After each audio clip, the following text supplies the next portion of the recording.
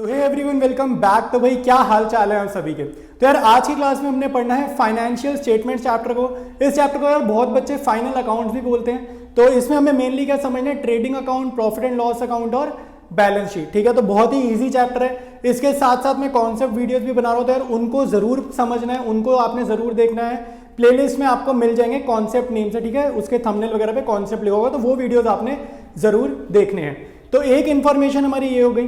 दूसरी important information मुझे आपके साथ ये शेयर करनी है कि मैंने यार अभी व्हाट्सएप चैनल स्टार्ट करा है। तो जो भी बच्चे मेरे साथ ज़्यादा कनेक्टेड रहना चाहते हैं, ठीक है, जो भी चैनल रिलेटेड अपडेट होगी वो सारी की सारी मैं व्हाट्सएप चैनल पर डालूंगा। ठीक है, और मान लो मुझे कोई सजेशन लेनी है, आप लोगों से कोई सजेशन लेनी है, तो वो भी मैं व्हाट्सएप चैनल पर ही लूंगा। तो जल्दी जल्दी जाकर यार व्हाट्सएप चैनल आप लोग ज्वाइन कर लो, और लिंक मैं उसका शेयर करने वाला हूँ पिंड कमेंट में भी और साथ साथ डिस्क्रिप्शन में भी। तो बिना टाइम वेस्ट करते हुए स्टार्ट करते हैं हम लोग आज। ऑलराइट, तो एक और लॉन्ग क्वेश्चन है, ठीक है, सेकंड लास्ट क्वेश्चन है इस चैप्टर का। तो चैप्टर हमारा ओवर होने वाला है। तो ट्रायल बैलेंस में कुछ चीज़ें मैं मार्क कर देता हूँ जो थोड़ी ध्यान देनी है। एक तो यार ये प्रोविजन और बैड डेट्स मैं बहुत बारी समझा चुका हूँ, ईजी है, मुश्किल नहीं है। तो ये आपकी ओल्ड प्रोविजन होती है, क्रेडिट में भेजेंगे P&L अकाउंट में, और बैड डेट्स आपकी ये P&L में डेबिट में जाएगी। ठीक है, कमीशन का बैलेंस देखो क्रेडिट में लिखा है, क्रेडिट में लिखा है मतलब ये जो है ये कमीशन इनकम है, क्रेडिट में लिखा है इनकम है। और अगर यही बैलेंस अगर डेबिट में लिखा होता तो ये एक्सपेंस होता। तो ये चीज़ ध्यान रखेंगे, ठीक है।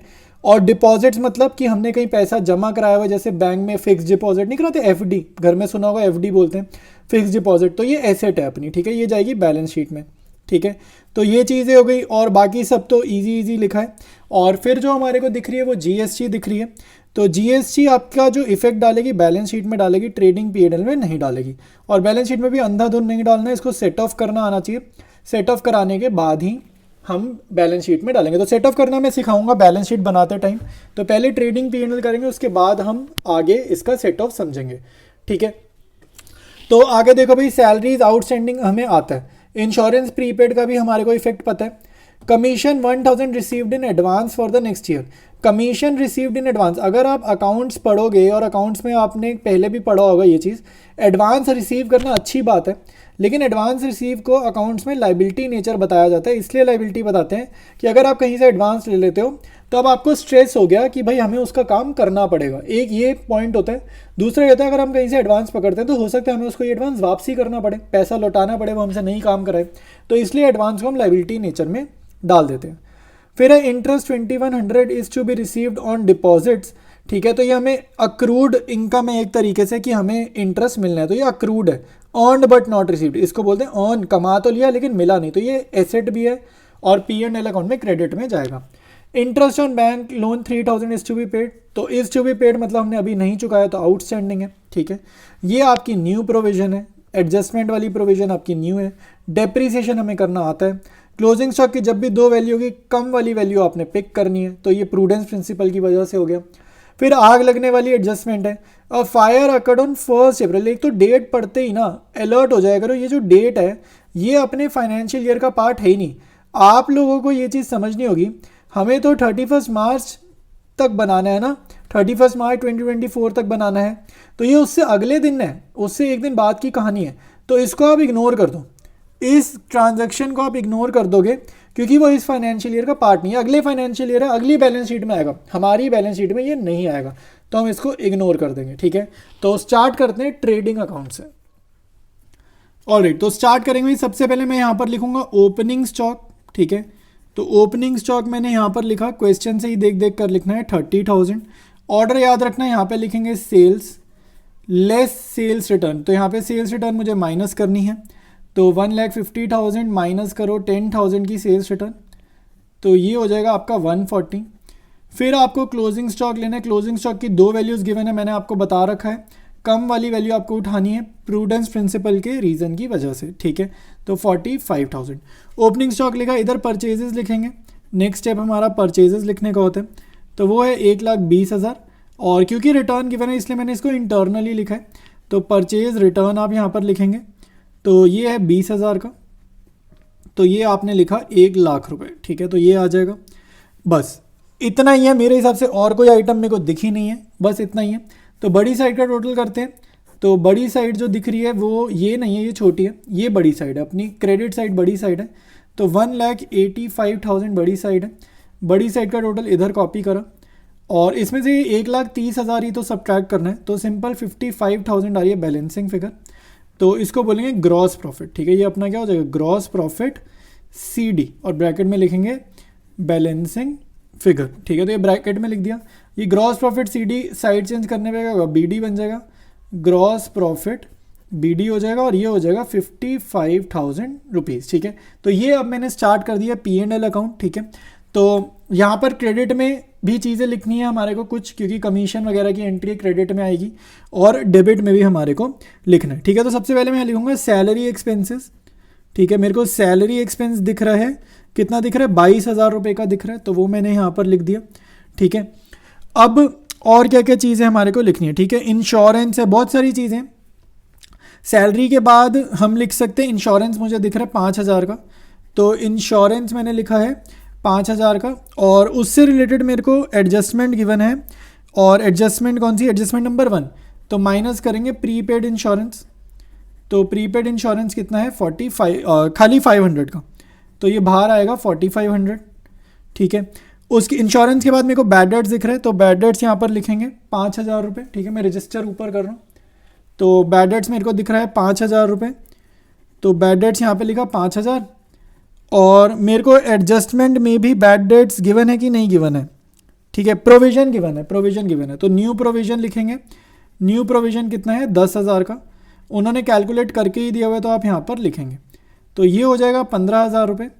और आपको ट्रायल बैलेंस में जो प्रोविजन गिवन है ना 7,000 वाला, वो आपको क्रेडिट में भेजना होता है।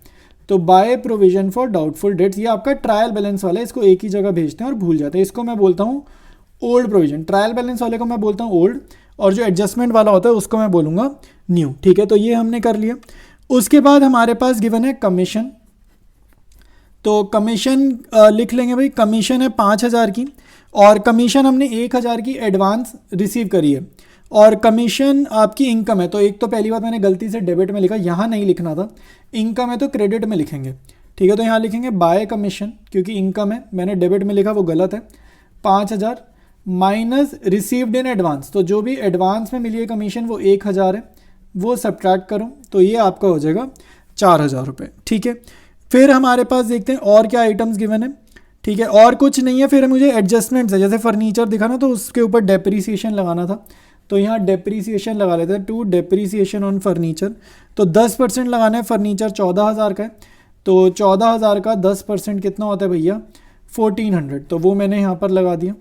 ठीक है, फिर मेरे को एक एडजस्टमेंट और दिख रही है डिपॉजिट वाली, तो बाय अक्रूड इंटरेस्ट। ठीक है, by accrued interest on deposits, तो डिपॉजिट्स पे ये आपकी है थर्ड एडजस्टमेंट है ना 2,100 की, हमारे को अक्रूड इंटरेस्ट मिलना था जो हमने नहीं लिखा। इंटरेस्ट ऑन बैंक लोन हमारा आउटस्टैंडिंग है, तो to outstanding interest on loan, interest on bank loan, तो ये भी हमारा यहाँ पर जाएगा, कितना है भाई ये 3,000 है। ठीक है, तो ये भी यहाँ पर हमने लिख दिया। तो बहुत सारी चीज़ें हैं इस क्वेश्चन में, तो लिखते जाते हैं। ठीक है, कुछ भी छोड़ना नहीं है अगर।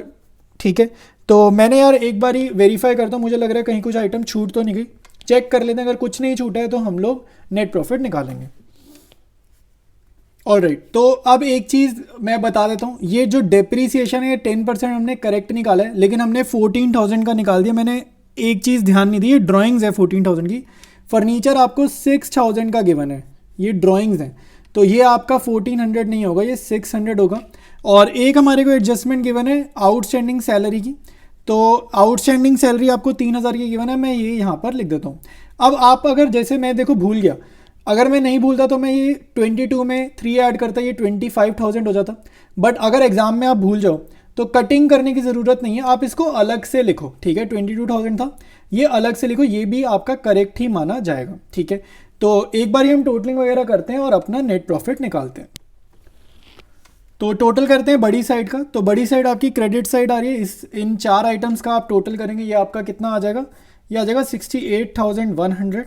तो बड़ी साइड का टोटल आप इधर कॉपी करेंगे 68,100, और इधर आएगा नेट प्रॉफिट, तो यहाँ लिखेंगे to net profit transfer to capital account. ठीक है, तो ये आपकी बैलेंसिंग फिगर भी है, और ये कितनी आएगी भाई 68,100 में से 1 2 3 4 5 6, ये 6 आइटम्स आप सब्ट्रैक्ट करोगे तो मैं आपको बता देता हूँ ये कितनी आएगा, 68,100 में से माइनस होगा 48,100। अगर आप इन 6 आइटम्स का टोटल करोगे 48,100 आएगा, तो हमारा नेट प्रॉफिट आ जाएगा 20,000 रुपये। ठीक है, तो ये डेप्रीसिएशन ऑन फर्नीचर 6,000 का 10% है, और आउटस्टैंडिंग सैलरी मैं अलग लिखी है, आप चाहो तो ये 25,000 ज्वाइन करके भी लिख सकते हो, दोनों करेक्ट ही माने जाएंगे। ठीक है, तो अब हम कंटिन्यू करेंगे बैलेंस शीट से। ऑलराइट, तो बैलेंस शीट बनाने से पहले यार जीएसटी सेट ऑफ करनी हमारे को आनी चाहिए, और अगर डीपली समझना चाहते हो, तरीके से समझना चाहते हो, तो चैप्टर की जीएसटी चैप्टर की प्लेलिस्ट चेकआउट करो, लास्ट के 2 क्वेश्चन में मैंने समझाया। यहाँ पर भी मैं आपको समझा ही रहा हूँ। तो आपका टारगेट होता है, देखो कभी भी करेंगे तो आउटपुट बैलेंसेस सबसे पहले लिखना, और अपना टारगेट होता है आईजीएसटी को जीरो करना। अब आईजीएसटी देखो 6,000 नेगेटिव है, तो ये जीरो कैसे होगा, आईजीएसटी का इनपुट का बैलेंस तो दिया नहीं हुआ, तो सीजीएसटी और एसजीएसटी से मांगेंगे हम लोग पॉजिटिव बैलेंस, बट ये लोग खुद ही नेगेटिव पड़े हुए हैं, तो ये कैसे आईजीएसटी को पॉजिटिव करेंगे। तो हम लोग क्या करेंगे, सबसे पहले सीजीएसटी और एसजीएसटी को पॉजिटिव करेंगे, और फिर इनका पॉजिटिव बैलेंस उठाकर आईजीएसटी में डालेंगे, क्योंकि अपना टारगेट क्या है, आईजीएसटी को जीरो करना। तो अभी आईजीएसटी जीरो कर नहीं सकते, तो सेट ऑफ करते हैं सीजीएसटी और एसजीएसटी को। ठीक है, तो क्वेश्चन में इनके बैलेंसेस गिवन है, इनपुट के 10-10 हज़ार, तो वो यहाँ पर डालें, और यहाँ पर तो कुछ नहीं होगा, तो ये तो 6,000 नेगेटिव आएगा, 10 और 8 पॉजिटिव 2,000, और ये भी 10 और 8 पॉजिटिव 2,000। अब इनका 2-2 हज़ार पॉजिटिव हम ले सकते हैं, और आईजीएसटी को जीरो करने की कोशिश करते हैं जितना पॉसिबल है। तो यहाँ से 2,000 निकालेंगे, और यहाँ से 2,000 निकालेंगे, तो ये निकाल के यहाँ डालेंगे आईजीएसटी में, तो ये 4,000 रुपये पॉजिटिव यहाँ चला गया, तो ये नील हो गया सीजीएसटी का टोटल, इन दोनों का ऐड करा नील हो गया, और ये आईजीएसटी का 2,000 नेगेटिव आ गया, तो ये क्या है, पेएबल है, लेकिन बैलेंस शीट में कहाँ जाएगा, लाइबिलिटीज़ में आउटपुट आईजीएसटी, नेगेटिव है तो आउटपुट आईजीएसटी के नाम से जाएगा। तो यहाँ लिख दो दोबारा से सेट ऑफ। ठीक है, और ये वर्किंग नोट में बना देना। तो आपको मेन ये बैलेंसेस इग्नोर करने जो क्वेश्चन में गिवन है, ये जो सेट ऑफ करके आंसर निकला 2,000 नेगेटिव, ये आपका बैलेंस शीट में लाइबिलिटीज़ में जाएगा। ठीक है, तो अब हम लोग स्टार्ट करते हैं बैलेंस शीट। ठीक है, स्टार्ट करेंगे बैलेंस शीट। सबसे पहले मैं यहाँ पर लिखूंगा बैंक लोन, मुझे बैंक लोन दिख रहा है क्वेश्चन में 20,000 का। ठीक है, उसके बाद मेरे को दिख रहे हैं क्रेडिटर्स भी दिख रहे हैं, क्रेडिटर्स थोड़ा नीचे लिखे हैं, तो क्रेडिटर्स अपने पास है 45,000 की। ठीक है, तो क्रेडिटर्स यहाँ पर लिख लेंगे। ठीक है, उसके बाद outstanding interest on bank loan लिख लेते हैं, एडजस्टमेंट हमारे को गिवन है, outstanding interest on bank loan 3,000 रुपये, तो वो भी यहाँ पर लिख लेंगे।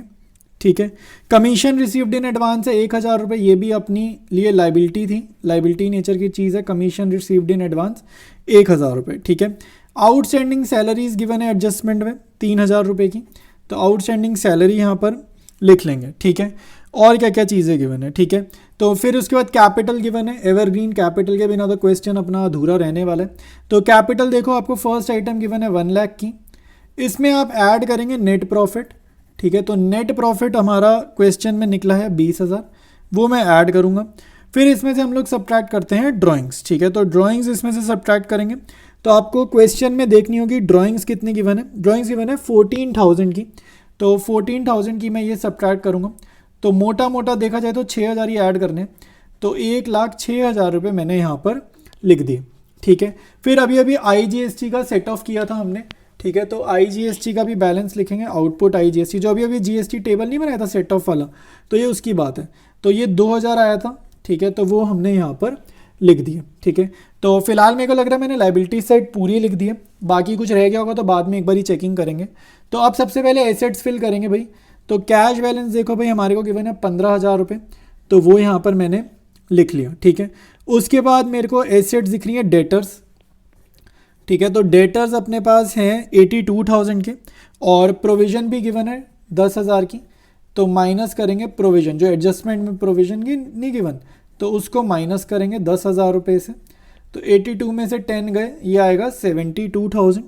ठीक है, फिर उसके बाद डिपॉजिट्स दिख रहे हैं, डिपॉजिट्स, तो डिपॉजिट्स हमारे पास हैं 40,000 के, तो वो यहाँ पर लिखेंगे।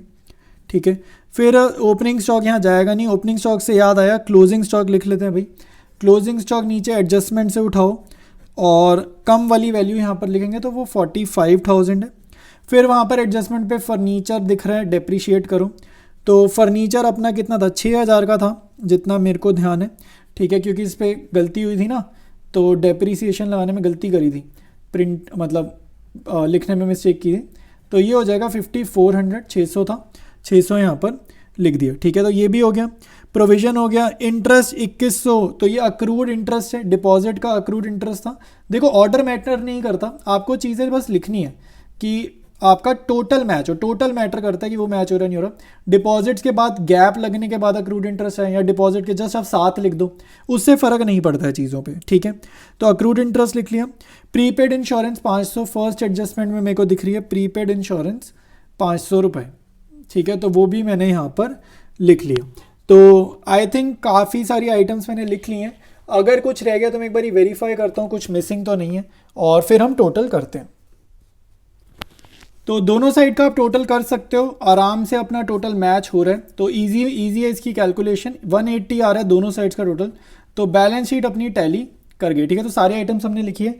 इसी चैनल ये जो मैं लिख रहा हूँ ये आएगी PDF, सारे जैसी अपना चैप्टर कंप्लीट होगा सारे क्वेश्चंस की PDF मैं व्हाट्सएप चैनल पे डालूंगा। तो जल्दी जल्दी जाके व्हाट्सएप चैनल फॉलो कर लेना, और कोई डाउट आ रहा है आप नीचे कमेंट्स में लिख सकते हो, और चैनल को, वीडियो को अपने दोस्तों के साथ शेयर करना है यार, चैनल की बहुत ज़्यादा उससे हेल्प होगी, ठीक है। तो मिलते हैं हम लोग नेक्स्ट वीडियो में, ख़त्म करते हैं इस चैप्टर को।